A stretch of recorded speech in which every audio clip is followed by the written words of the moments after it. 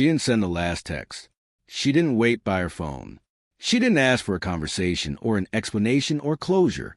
She just stopped, and he, the one who spent months creating distance, suddenly couldn't stop thinking about her. That's not a coincidence. That's not luck. And it is absolutely not a game. It's something much more specific. And by the end of this video, you're going to understand exactly why it happens and what it means for where you are right now. You did everything you thought love required. You stayed. You softened yourself. You made room for his distance, explained away his silences, and kept showing up even when showing up felt like walking towards someone who was already leaving. You were warm when he was cold, patient when he was absent, and still, the more you gave, the more the space between you grew, like water pouring into sand, disappearing without a trace. So somewhere along the way, a quiet question started forming. Not what am I doing wrong, but why does he seem most interested the moment I stop trying? He doesn't. But the woman he's falling for, she's not the one who stayed. She's the one who finally left. Most people approach avoidance the way you'd approach someone afraid of the dark.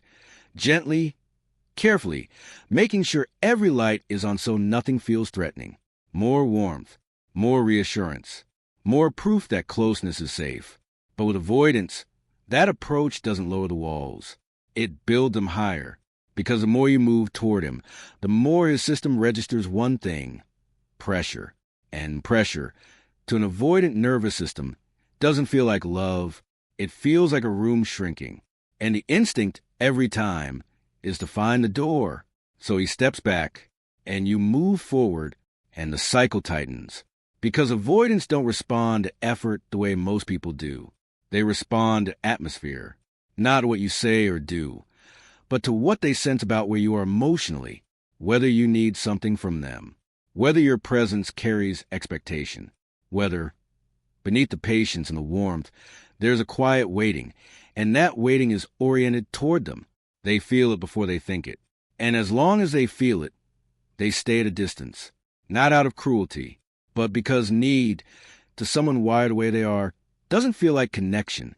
It feels like a claim. And the woman they're actually falling for, she isn't performing distance. She isn't playing games. She has simply, genuinely redirected. But before we get there, there is one mistake that almost every woman makes the moment she tries to make this shift. It looks like the right move. It feels like strength, and it drives the avoidant away permanently. By the end of this, you'll know exactly what it is and why it fails. The moment everything changes isn't dramatic. It doesn't announce itself. It happens on a Wednesday when you don't check your phone between meetings. Not because you're making a point, but because you're actually absorbed in something that has nothing to do with him. It's the weekend you make plans that don't have a gap built in, just in case he reaches out. The dinner you enjoy fully, without half your attention parked somewhere else. The version of you that starts filling her own life. Not because a strategy told her to, but because she got tired of leaving space for someone who kept not showing up to fill it. That's the shift. Undramatic. Invisible to everyone except the one person it matters to. Because he notices. Not consciously, but his system does. The dynamic he understood, the one where she moved toward him and he could always step back, has stopped behaving the way it used to. He retreats, and instead of her following, she just continues forward on her own. And for the first time, he can't locate her emotionally. Research from the University of Toronto found that avoidant individuals are acutely sensitive to reductions in a partner's emotional pursuit, specifically when someone who is consistently available becomes genuinely redirected. The nervous system flags this before the conscious mind does. It's registered as an urgent shift, a signal that something that was reliable is no longer guaranteed, and that signal does something no amount of warmth ever could. Here is the paradox that no one explains clearly. When you were fully, consistently available, the avoidant felt enmeshment anxiety. Your closeness felt like walls, like something pressing in on him that he needed relief from. Pulling away gave him that relief. Distance felt like breathing room. But now that you've genuinely redirected, not as punishment, not as a tactic, but as a natural consequence of finally investing in your own life, he feels something different. The quiet unease of a safety net he never consciously valued turning out to be gone. Two opposite fears. The same person. Right now, it's your absence that's triggering the second one. That discomfort is what undoes the distance. Because what made his withdrawal feel safe before was your predictability. You were a constant, always somewhat oriented in his direction, always reachable, even when he wasn't reaching. That constancy was his regulation. It let him maintain distance without ever genuinely risking loss. He could pull away knowing beneath the surface that you'd hold your position. You were the fixed point, the one who absorbed the silence without disappearing. And that, as painful as it was for you, was an invisible architecture keeping the dynamic in place. Withdrawal only feels consequence-free when you're certain the other person will remain. The moment that certainty dissolves, everything shifts. But here's the part almost every woman misses. He isn't falling for who you were.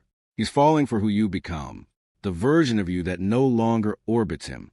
Because the previous version, the one that waited, overexplained, made herself smaller in hopes that smallness would feel less threatening. That version was readable, familiar, already filed away. This version doesn't fit that category. This version has a direction that isn't toward him. And a woman with her own direction, with somewhere real to go, something real to build, is not someone you can keep at a comfortable distance without it costing you something. Take away her constancy, and the architecture of the whole dynamic falls. That's when he starts reaching. A message slightly warmer than before. A check-in that wouldn't have appeared 6 months ago. Showing up with more presence, more attentiveness. Nothing announced, just quietly different. More interested in a way that resists easy explanation. Because he can't explain it. He isn't acting from insight or some sudden emotional reckoning. He's acting from disorientation. The internal map he used to locate you no longer matches the territory. And instead of adjusting to your absence, he moves toward you, trying to restore the version of things where he knew exactly where you stood. And here's the trap. The one I mentioned at the beginning. The moment he starts reaching out, most women revert. The warmth floods back. The availability returns. The orientation toward him reestablishes itself.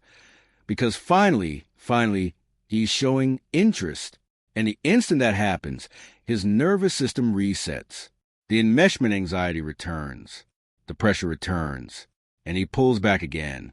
Not because he's punishing you, but because the thing that activated his pursuit, your genuine redirection, just disappeared.